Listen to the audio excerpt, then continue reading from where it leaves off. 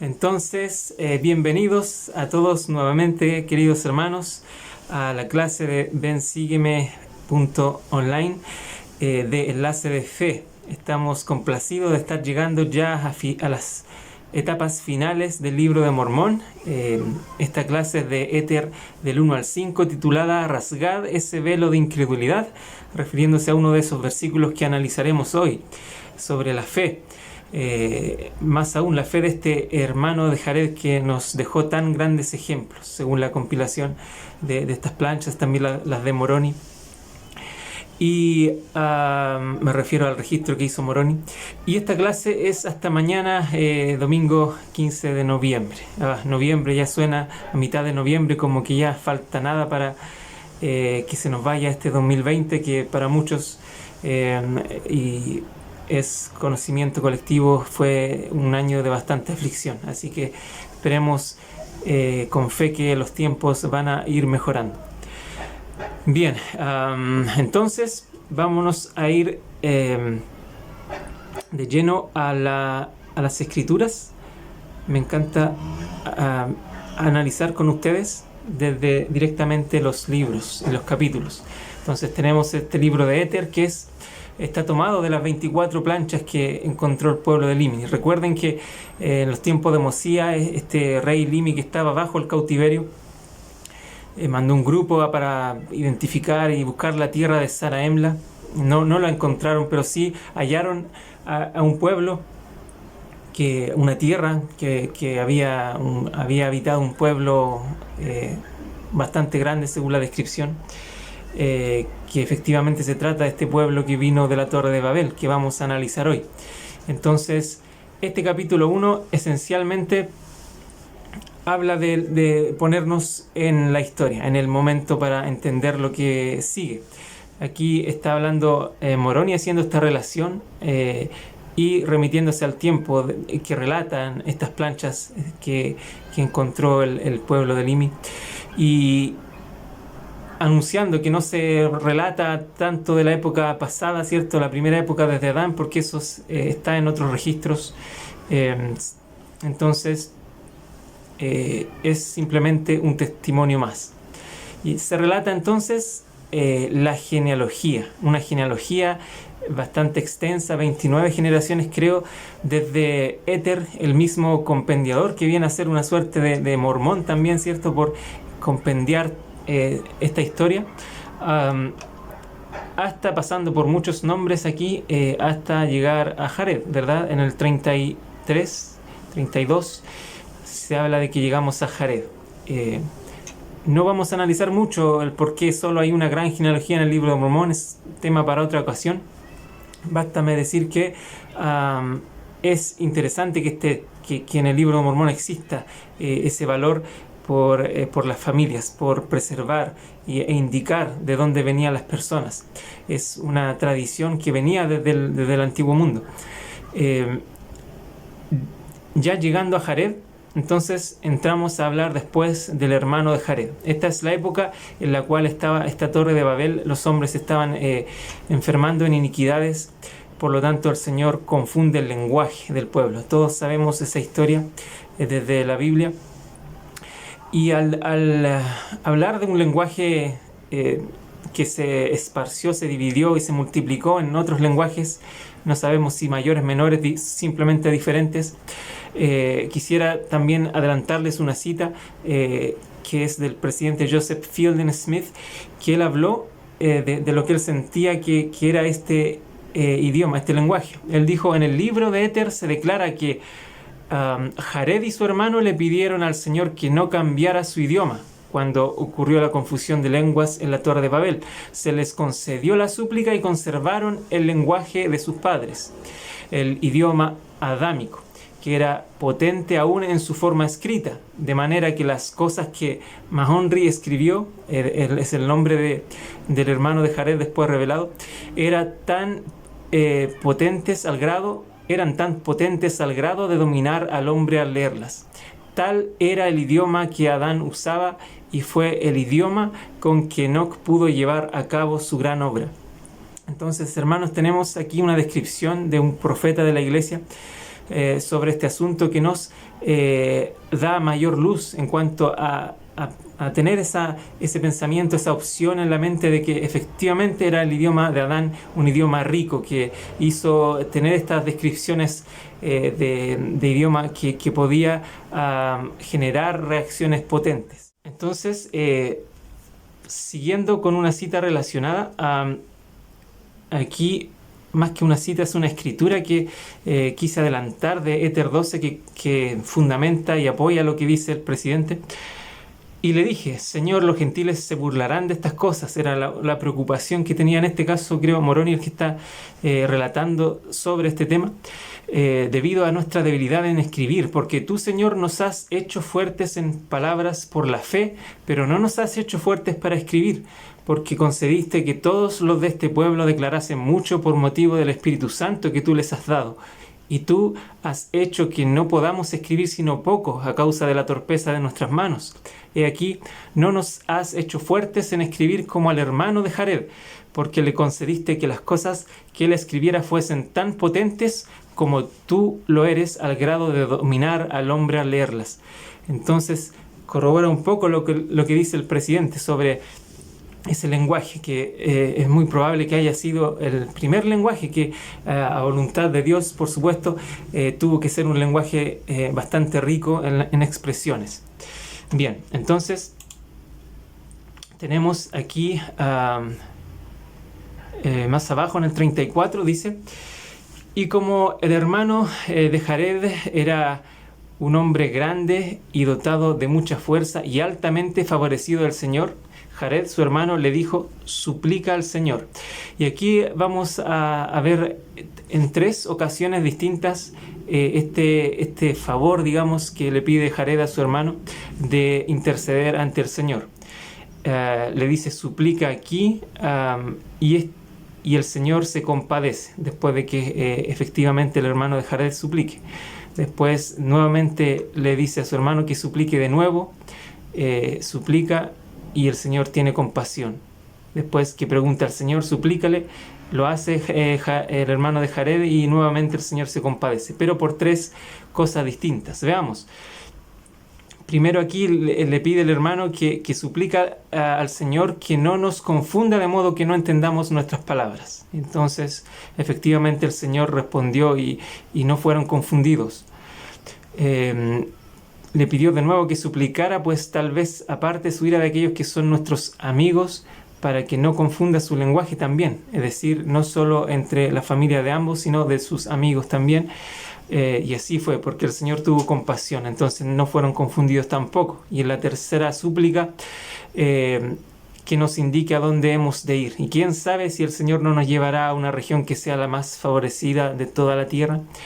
Entonces el Señor se compadeció y por supuesto da este relato de forma concreta y empieza de aquí a hablar de la preparación que tuvieron que hacer para abandonar este lugar e ir a una región que es favorecida sobre todas las regiones de la tierra, refiriéndose a América.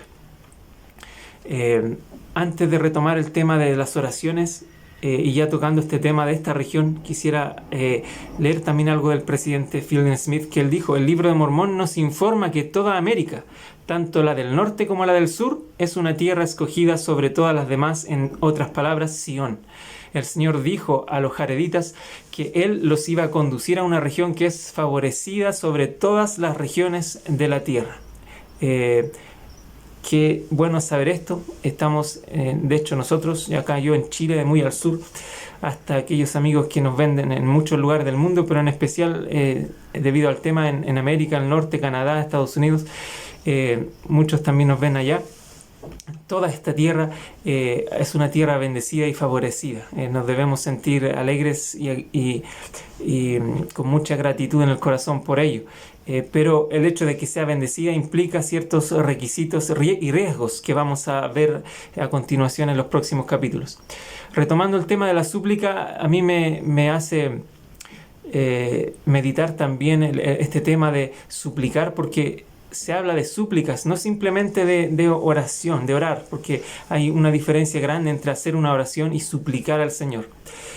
quisiera poner en sus corazones, en sus mentes, esa diferencia para que cuando queramos ser altamente favorecidos del Señor como lo era este gran hombre, podamos empezar desde ahí, desde suplicar al Señor. Cuando oremos, lo tenemos que hacer de una manera muy sentida, cosa que también analizaremos en los próximos capítulos de cómo este hermano oraba y qué tan importante eran las oraciones en el fondo. Entonces, después de todo esto, me gustaría destacar esto que dice el 43, que relata las bendiciones, la nación grande que se puede formar en esta tierra, aquellos que efectivamente cumplan los mandamientos. Y dice al final: y así obraré contigo, porque me has suplicado todo este largo tiempo. Eso me deja también una inquietud bastante alta en cuanto a lo que yo puedo hacer con mis oraciones, porque a veces podemos errar pensando que basta con tener la fe, pedir y recibir. Y es así en resumen la Escritura, porque dice que todo el que pide recibe, o también en otras Escrituras, pedid y se os dará. Pero esas Escrituras están ahí para enseñarnos el principio, no necesariamente de forma cronológica como que uno pide y inmediatamente recibe. Y aquí está el ejemplo. Y el Señor lo da después de un porqué, de una razón, una consecuencia. ¿Por qué este hombre era tan altamente favorecido? ¿O por qué las personas, o por qué él iba a recibir estas bendiciones, estas respuestas a las súplicas? Y le dice: porque me has suplicado todo este largo tiempo. Entonces nos habla de un ejercicio voluntario, permanente, de dirección hacia el gran Dios, de poder suplicarle. En el capítulo 2 se habla de, aquí se habla de los jareditas que están preparándose hacia esta tierra, y en los primeros versículos, se mencionan algunos datos relevantes del lugar en donde iban llegando, las cosas que tuvieron que llevar en su viaje de preparación, y llegamos al 5, que es un versículo que está aquí completo, que me recuerda bastante lo que vivió el pueblo del convenio en el Antiguo Testamento, en el Éxodo particularmente. Dice que el Señor les mandó que salieran para el desierto, sí, a aquella parte donde ningún hombre jamás había estado. Y sucedió que el Señor fue delante de ellos y les habló mientras estaba en una nube y les dio instrucciones por dónde habían de viajar. Ellos fueron totalmente acompañados, y eso habla también de la dirección que Dios le daba al pueblo cuando Él quería ayudar y quería prometerles algo, y quizás aún no tenían medios para hacer tantas cosas por sí solos, pero Él iba preparando el camino, porque Él no abandona, tampoco da mandamientos sin preparar la vía, como hemos aprendido también en otras ocasiones, de hecho al inicio de este curso. Entonces viajaron, atravesaron aguas entre medio, pero no está hablando de las grandes aguas, sino de aguas intermedias, otras tierras, para dirigirse recién a la orilla en la cual podrían cruzar a nivel intercontinental. Entonces llegamos de esa forma al 10, que dice y repite esta gran promesa sobre América: esta es una tierra escogida sobre todas las demás. Por tanto, aquel que la posea servirá a Dios o será exterminado. Y esto se repite en varios versículos, el anterior, en otro capítulo. Al final nos da la sensación, y no solo sensación, está aquí, es cierto, es totalmente cierto, que si estamos viviendo aquí tenemos que tomar esta tierra como de promisión también, ya que somos parte del convenio. Por lo tanto, queda a nivel muy elevado nuestra responsabilidad de servirle. De lo contrario, hay penurias de las cuales nos podemos lamentar si no tomamos esto como una bendición, y si no respetamos también el hecho de ser parte del convenio y recibir tantas promesas del Padre. Entonces, no vamos a ahondar mucho en esto, pero continuando aquí en el 13, habla que finalmente llegaron a esta orilla que les digo, a este lugar, paraje, valle, que le denominaron Moriancumer. El Señor condujo entonces a Jared y a sus hermanos hasta ese gran mar que separa estas tierras. Con respecto a Moriancumer, aquí les adelanto lo que esto no recuerdo bien quién lo dijo, pero esto creo que fue a través de una elder, que es Elder Reynolds, creo, un descendiente de este otro que está hablando aquí, que fue 70, y él dijo: mientras el Elder Reynolds Cahun residía en Kirtland, su esposa dio a luz un hijo varón. Un día en que el presidente José Smith pasaba por frente a la casa del hermano Cahun, este llamó al profeta y le pidió que bendijera y diera un nombre al bebé. José lo hizo y lo llamó Mahonry Moriancumer. Al terminar la bendición, puso al bebé sobre la cama y, volviéndose al Elder Cahun, le dijo: el nombre que le di a su hijo es el nombre del hermano de Jared.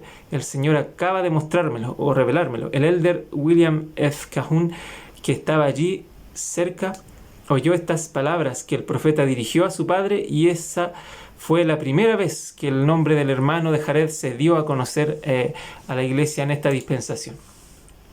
Un dato relevante para tener en consideración. Entonces, el 14 habla de algo que nos va a dejar mucha enseñanza. Aquí el hermano de Jared se dirige después de haber estado 4 años en ese lugar, y tuvo una conversación con el Señor por 3 horas.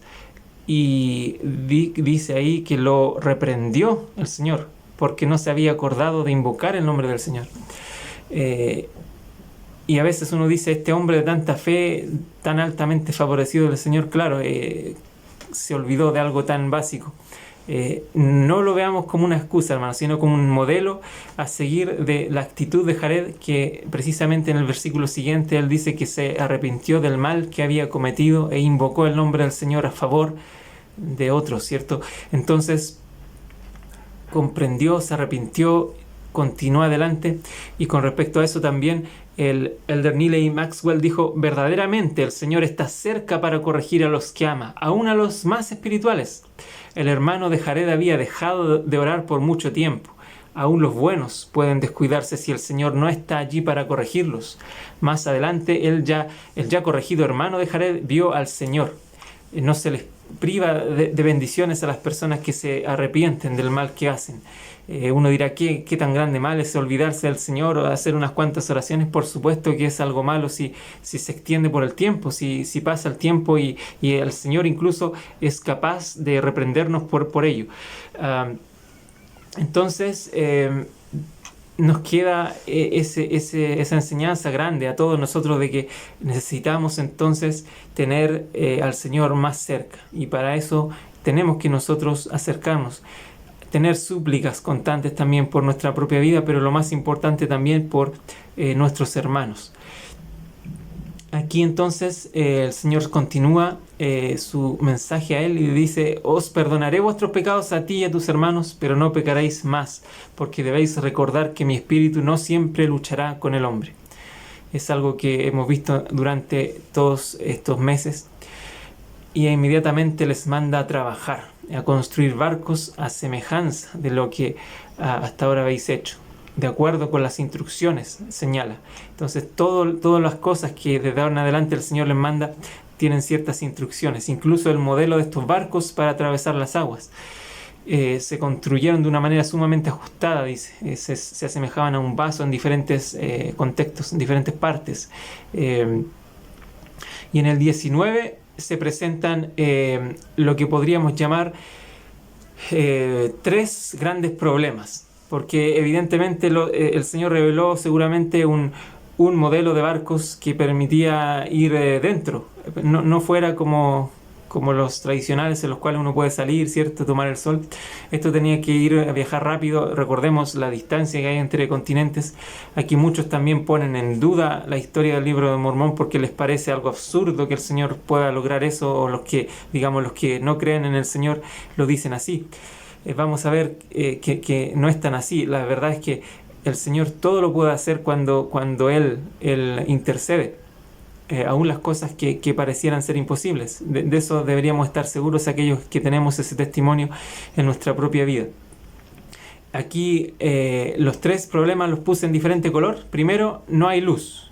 Segundo, ¿a dónde nos hemos de dirigir? Es decir, ¿cómo van a saber qué camino tomar? Si van a estar en un océano sin mirar, es la pregunta más lógica de hacerse.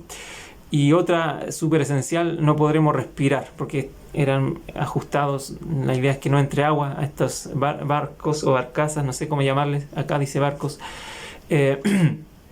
Entonces, estos tres grandes problemas están resueltos y en diferentes formas. Y aquí yo les hice un gráfico que después voy a mostrar para que puedan darse cuenta de la forma en que el Señor nos ayuda, que no siempre puede ser de la misma manera. A veces nos deja más a nosotros, a veces Él hace más, etc.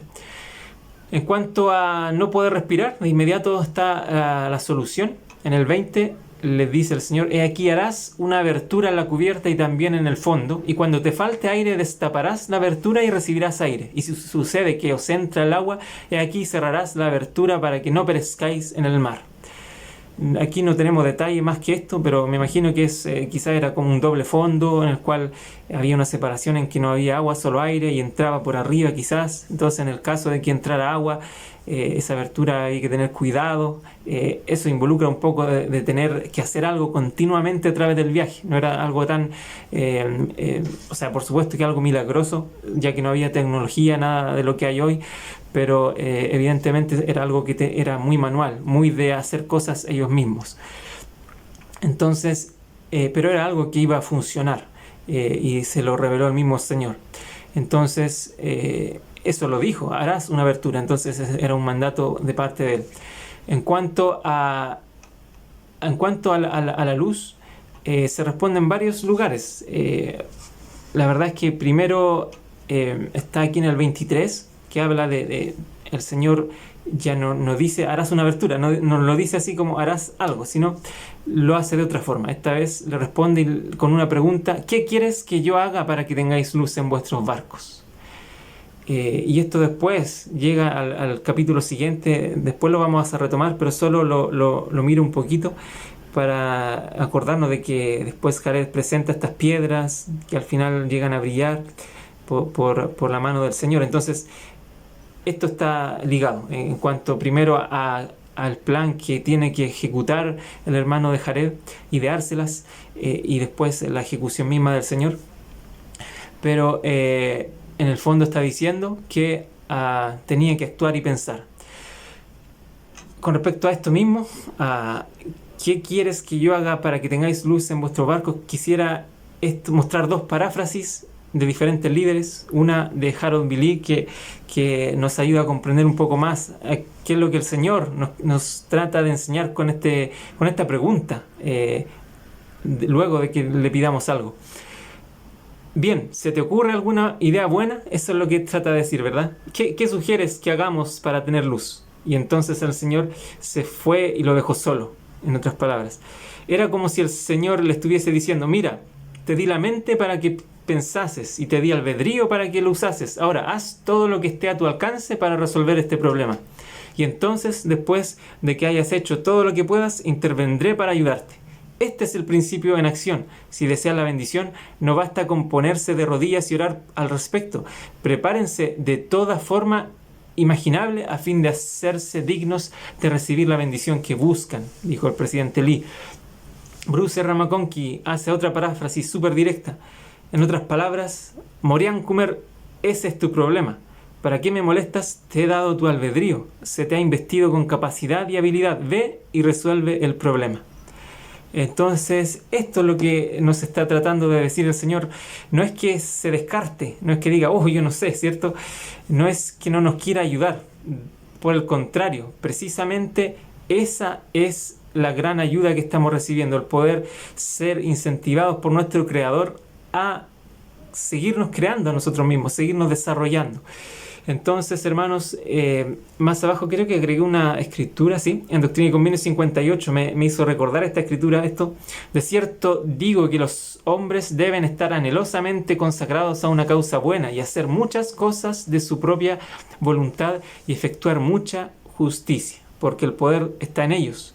Y en esto vienen a ser sus propios agentes, y en tanto que los hombres hagan lo bueno, de ninguna manera perderán su recompensa. Finalmente, yo agrego otra escritura que tenía en mi diario alguna vez, interpretada con algo que sentí en un momento. El hombre puede recibir el Espíritu Santo y éste puede descender sobre él y no permanecer con él. por muchas décadas se ha interpretado también esta escritura como a través de lo que sucede después de la indignidad o falta de preparación. Pero también, de hecho, no hay indicio de que se refiere solo a eso, en esa sección. Es el último versículo de esa sección. Y está más que nada revelando la identidad del Padre y del Hijo y del Espíritu Santo. Entonces yo he sentido que esta escritura también se refiere a que el Señor, si bien nos inviste, nos da la investidura del Espíritu Santo, nos da el don del Espíritu Santo, nos da poder a través de Él. Hay muchas situaciones en que el Espíritu desciende, pero tampoco va a permanecer con nosotros. ¿Por qué? Por la escritura anterior. Porque tendremos que valernos por nuestros dones. La mente que tenemos, el corazón que tenemos, las habilidades, dones, talentos que tenemos, son esas herramientas que a veces tenemos que usar para salir adelante. Y no necesariamente estar esperando que la bendición llegue cuando tenemos recursos, tenemos manos, brazos que usar para continuar nuestra propia obra, que a veces esperemos y siempre sea también la obra y voluntad del Padre. En cuanto al otro problema, que era a dónde nos hemos de dirigir, en este caso pareciera ser difícil que al hermano de Jared, yo en su papel quizás no se me habría ocurrido nada, no lo culpo a él, por lo tanto que no se le hubiera ocurrido nada a nadie. Entonces esto ya tiene que ser enteramente divino, porque se habla aquí que la solución está en el 24. El Señor mismo dice: pues aquí seréis como una ballena en medio del mar, porque las inmensas olas estallarán contra vosotros. No obstante, yo os sacaré otra vez de las profundidades del mar, porque de mi boca han salido los vientos, y también he enviado yo las lluvias y los diluvios. La próxima clase, que habla de los capítulos 6 en adelante, vamos a ver también cómo el Señor los conduce con estos vientos, es decir, algo que ya escapa las capacidades humanas. Con respecto a esto, entonces, les muestro la tablita que quería mostrarles. Aquí la elaboré haciendo una comparación de lo que significa entonces el problema del aire, el problema de la luz y el problema de la dirección. En el caso del aire, como resumen, para que lo tengan ahí en su mente como recuerdo, el plan fue divino, pero la preparación, el hacer aberturas, todo eso fue humano. También la ejecución, porque tendrían que estar continuamente moviendo estos espacios para poder respirar. En el aspecto de la luz, el plan fue humano, porque el Señor lo invitó, le dijo: ¿qué quieres que haga? Le invitó a pensar, a elaborar algo, una idea.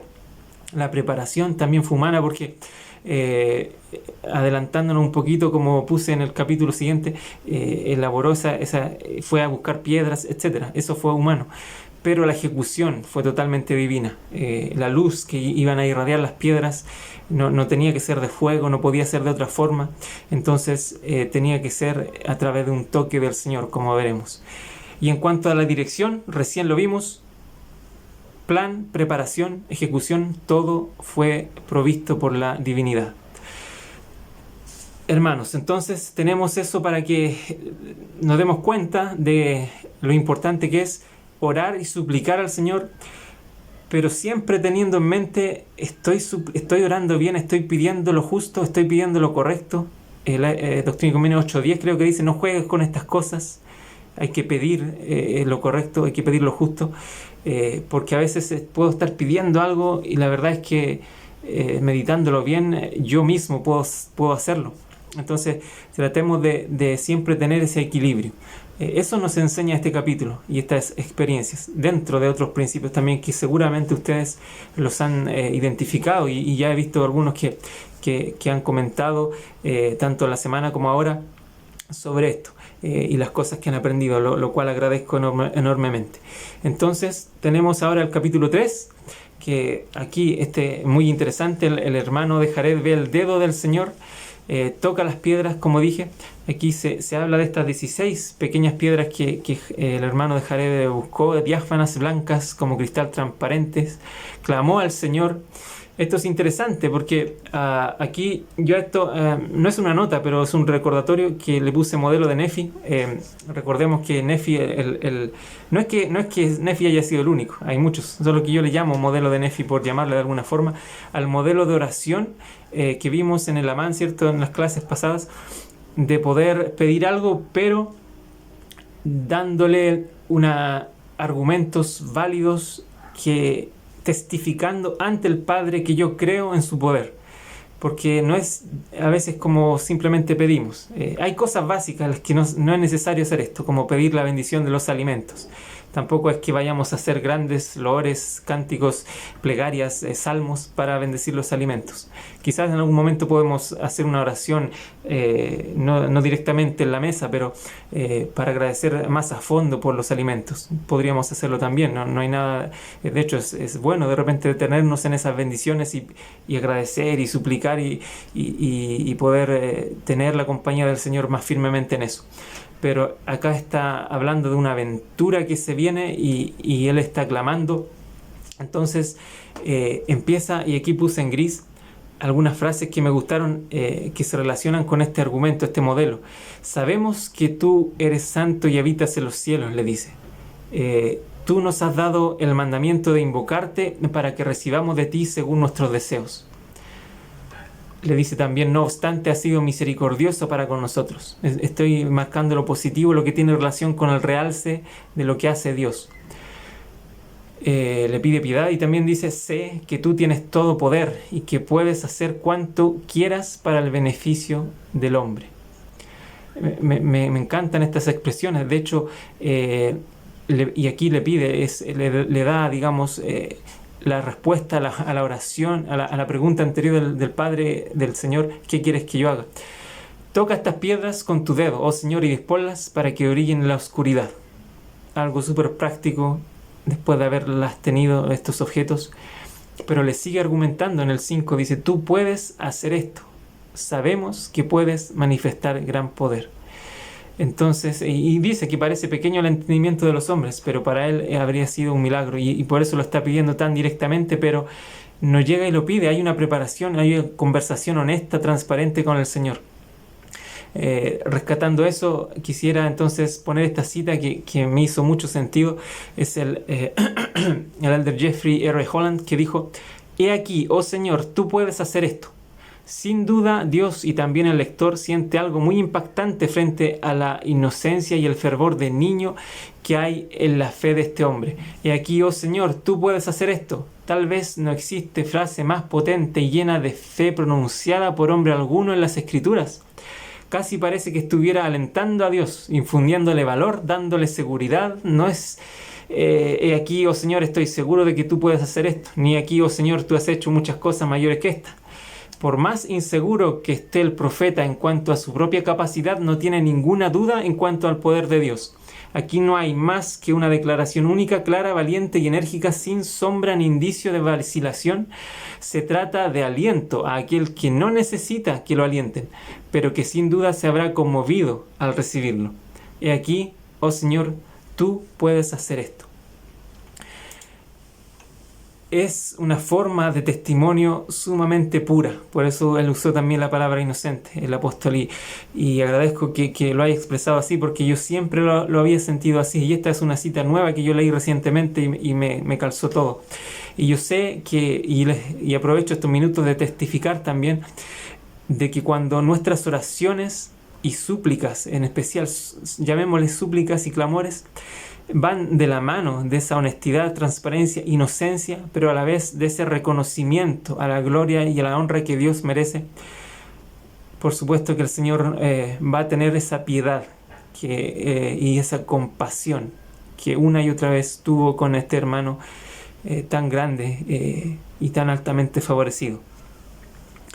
Sucedió entonces que el hermano de Jared hubo dicho estas palabras, y aquí el Señor extendió su mano y tocó las piedras una por una, y fue quitado el velo, y vio el dedo del Señor, y era como el dedo de un hombre a semejanza de carne y sangre. Interesantes las cosas que aprendemos acá. Y se asustó, y el Señor le preguntó por qué, y él dijo, vi el dedo del Señor y tuve miedo de que me hiriese, porque no sabía que el Señor tuviese carne y sangre. Y esto también ha sido ampliamente utilizado por críticos de nuestra iglesia o del Libro de Mormón en general, que esto se contradice, dicen muchos, con lo que habla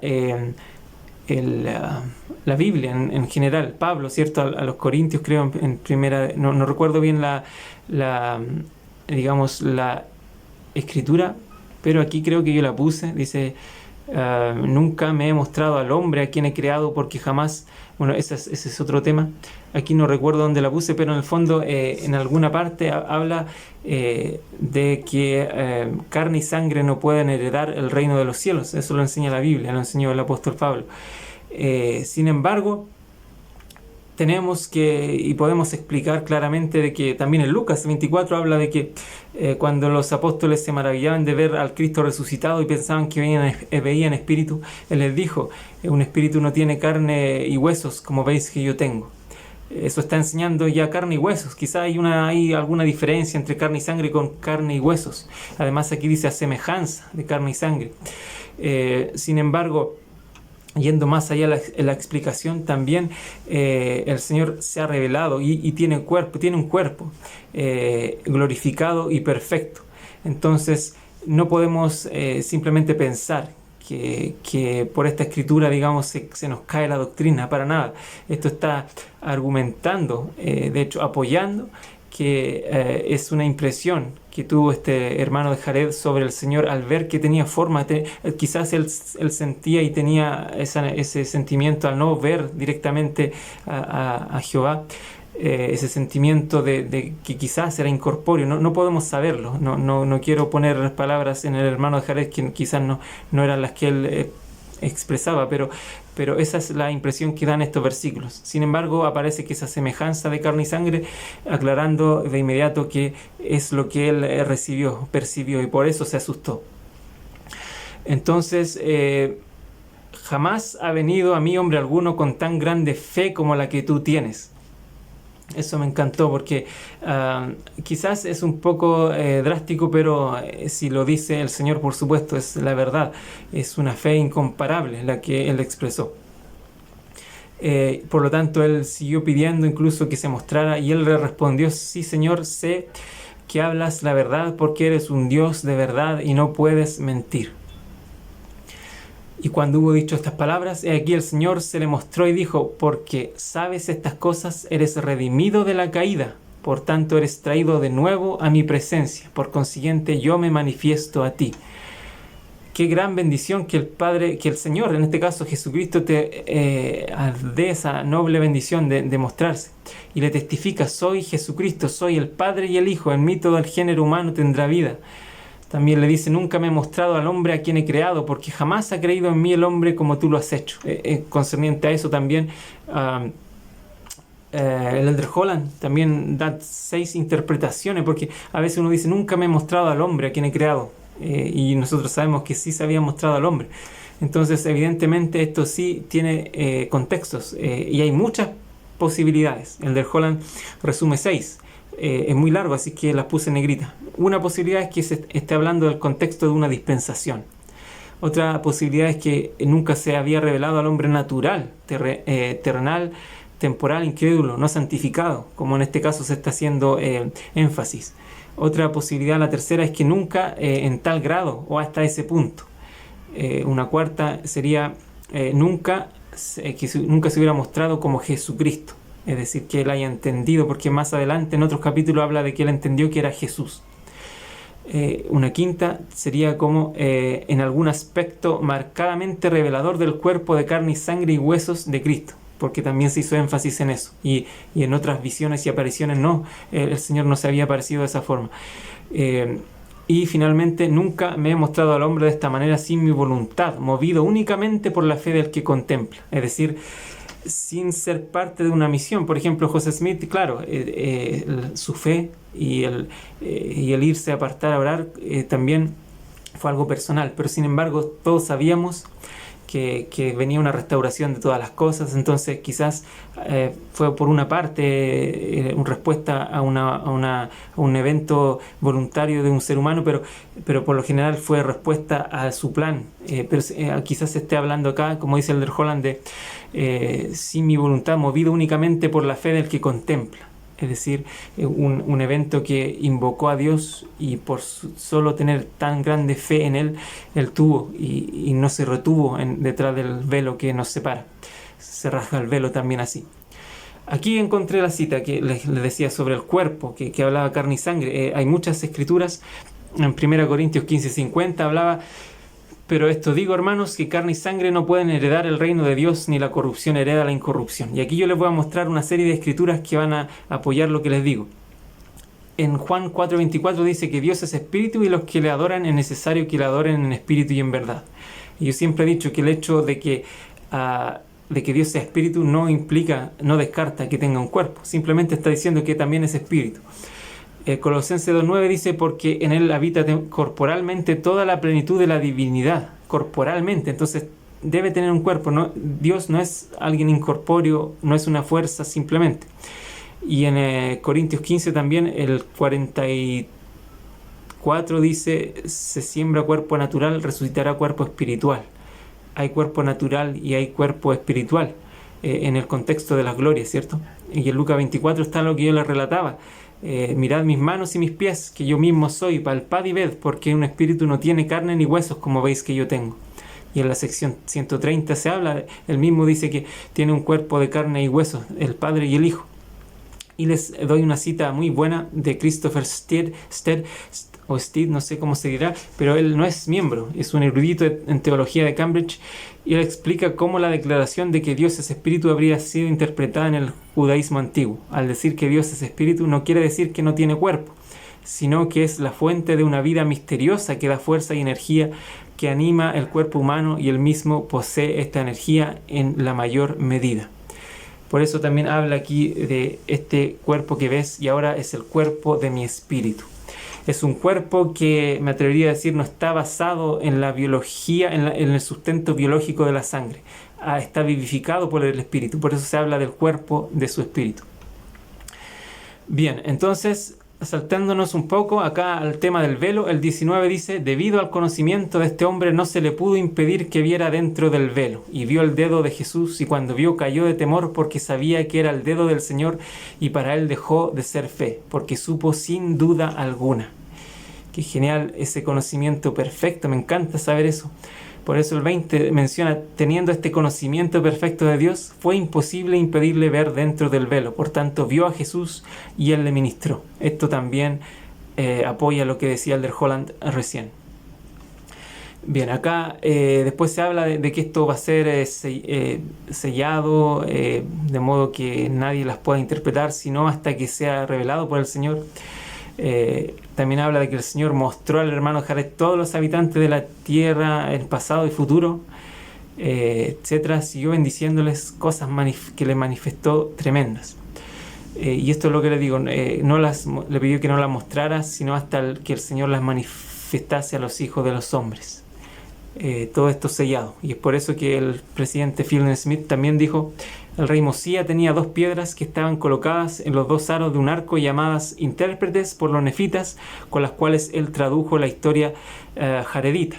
Y estas se transmitieron de generación en generación para el fin de interpretar idiomas. ¿Cómo llegaron a manos de Mosía estas 2 piedras, Urim y Tumim? La historia no nos dice, aparte de informarnos que eran un don de Dios. Mosía tenía este don, Urim y Tumim, antes que el pueblo de Limi descubriera los anales de Éter. Pudieron haberse recibido cuando le fue traída a Mosía la piedra grande con grabados, los cuales él interpretó por el don y el poder de Dios.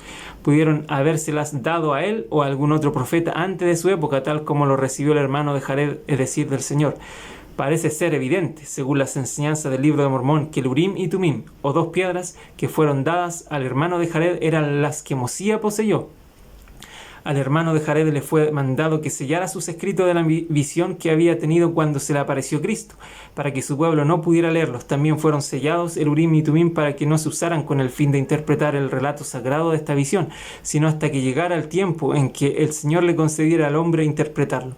Cuando se revelara, se habría de interpretar con la ayuda del mismo Urim y Tumim. Con el pectoral y las planchas del libro de Mormón, José Smith recibió el Urim y Tumim, que Moroni ocultó para que saliera en los últimos días, como medio por el cual se pudiera traducir la historia antigua, siendo el mismo Urim y Tumim que se dio al hermano de Jared. Tenemos este mismo Urim y Tumim, entonces, en varias épocas siendo usado hasta José Smith. Es un dato no menor que tenemos que saber. Capítulo 4, entonces, se nos está acabando el tiempo, pero la verdad es que esta clase es una clase rica en conocimiento, así que espero que la estén disfrutando. Entonces, él se lamenta de que ya hay solo iniquidad, por lo tanto se manda que le oculte otra vez las planchas. Esto ya es una inserción de Moroni, ¿cierto? El lenguaje de él en primera persona.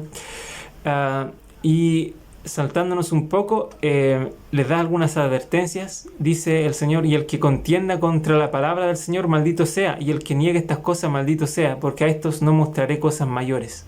Entonces este capítulo está advirtiendo también y da esta bendición. Al contrario, al que crea estas cosas que he hablado, yo lo visitaré con las manifestaciones de mi espíritu. Cosas mayores sabrán entonces. Y dice: al que no crea mis palabras, tampoco me creerá a mí. Y así en consecuencia al Padre, ¿cierto? Y en el 15 habla centralmente de lo que la clase titula: cuando rasguéis ese velo de incredulidad que os hace permanecer en vuestro espantoso estado de iniquidad y dureza de corazón y ceguedad de mente, entonces las cosas grandes y maravillosas que han estado ocultas de vosotros desde el principio del mundo, sí, cuando invoquéis al Padre en mi nombre con un corazón quebrantado y un espíritu contrito, sabréis que el Padre se ha acordado del convenio con la casa de Israel. Entonces, esto está hablando de estas grandes promesas, este capítulo 4, que espero lo puedan analizar con más detalle. Las señales seguirán a los que crean en mi nombre. Gran enseñanza. Las señales seguirán a los que crean en mi nombre. Y el 11 decía estas cosas que habla: al que crea, yo lo visitaré con las manifestaciones de mi espíritu. Entonces yo podría concluir: así como las señales siguen a los que creen en su nombre, el Espíritu visita a aquellos que creen en lo que ha hablado. Es como una hermosa comparación entre también lo que es el creer, el tener fe, con no solo los milagros y señales, sino también con el Espíritu. Es un nuevo concepto que aprendemos en este capítulo. Finalmente, el capítulo 5 nos enseña, hay hartas cositas aquí, pero son solo 6 versículos. Yo solo quiero destacar que por el poder de Dios se mostrarán a 3 estas cosas, hablando en general, sobre todo del libro de Mormón. Por tanto, sabrán con certeza que estas cosas son verdaderas. En el futuro, todos sabemos de que José Smith mostró esto a 3 testigos por mandato del Señor. Y termino la clase relatando la importancia de que el Señor siga dando testimonios, y la importancia para el que tiene la carga de tener algo tan sagrado en sus hombros, y la tristeza que le puede dar a alguien porque el resto no le cree. Estos fueron palabras del profeta José Smith a su papá y su mamá, justo después de que pudo mostrar estos registros a los testigos, a Oliverio, Martin, David. Papá, mamá, no saben ustedes lo feliz que soy. El Señor ha hecho que se mostraran las planchas a 3 personas más, aparte de mí. Ellos han visto a un ángel y tendrán que dar testimonio de la verdad de lo que yo he dicho, pues ahora ellos mismos saben que no ando engañando a la gente. Siento como si se me hubiera liberado de una carga que me resultaba demasiado pesada de soportar. Pero ahora ellos tendrán que sobrellevar una porción, y mi alma se regocija al saber que no estaré enteramente solo en el mundo. Me encantó leer esto a mí, y me sentí identificado, porque yo creo que todos nos hemos sentido alguna vez así, a un nivel mucho más inferior, por supuesto, de saber algo cierto y decirle a alguien y que esa persona o varios se burlen y piensen: no, ¿qué estás hablando? Pero si después viene alguien y sabe lo mismo que tú, y ya las otras personas seguramente se van a burlar menos o van a dudar de sus dudas, como hemos visto muchas veces en la iglesia y en la vida. Yo solo les invito, hermanos, a que puedan confiar en estas palabras, elegir este modelo de Nefi, modelo del hermano de Jared, de las súplicas, para poder atraer a sus vidas los milagros y el Espíritu Santo. Todos merecemos esto, y yo sé que sin duda alguna Dios nos va a proveer tierras de promisión, nos va a ampliar las ventanas y puertas que podemos acceder para seguir progresando en la vida a medida que ejerzamos una fe. Y yo sé que cada uno de ustedes, después de estos tiempos difíciles, van a ser altamente favorecidos del Señor si siguen en la senda del convenio. Y lo comparto con amor en el nombre de Jesucristo. Amén.